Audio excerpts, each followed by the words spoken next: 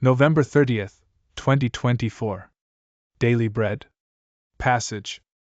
1 Kings chapter 8 verse 1 to 21. Key verse. Verse 21. Title: The Ark brought to the temple.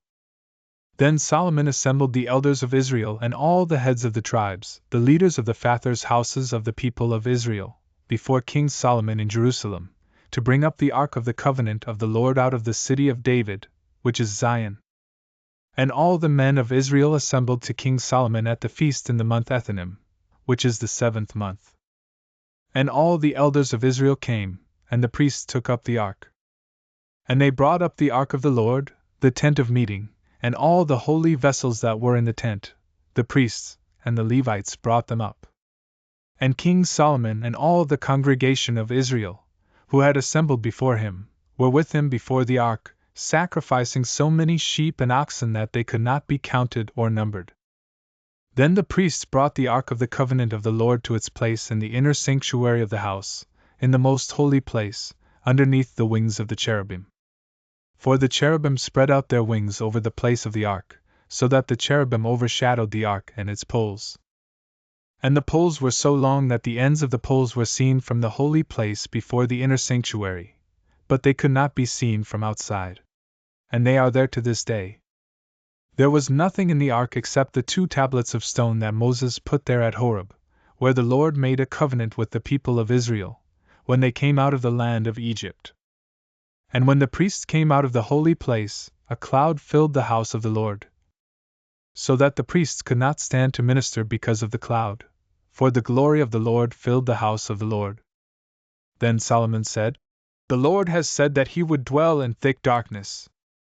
I have indeed built you an exalted house, a place for you to dwell in forever." Then the king turned around and blessed all the assembly of Israel, while all the assembly of Israel stood. And he said, "Blessed be the Lord, the God of Israel, who with his hand has fulfilled what he promised with his mouth to David my father, saying, Since the day that I brought my people Israel out of Egypt, I chose no city out of all the tribes of Israel in which to build a house, that my name might be there. But I chose David to be over my people Israel. Now it was in the heart of David my father to build a house for the name of the Lord, the God of Israel. But the Lord said to David my father, Whereas it was in your heart to build a house for my name, you did well that it was in your heart. Nevertheless, you shall not build the house, but your son who shall be born to you shall build the house for my name. Now the Lord has fulfilled his promise that he made. For I have risen in the place of David my father, and sit on the throne of Israel, as the Lord promised, and I have built the house for the name of the Lord, the God of Israel. And there I have provided a place for the ark, in which is the covenant of the Lord that he made with our fathers, when he brought them out of the land of Egypt. Daily Bread Message. Solomon gathered the elders and leaders of Israel to bring the ark of the Lord's covenant from the city of David to the newly built temple in Jerusalem. He chose to do so during a month with back-to-back festivals. This included the Feast of the Tabernacles, a time of celebration and remembrance of God's faithfulness, who dwelled with the Israelites in a tent for 40 years in the wilderness.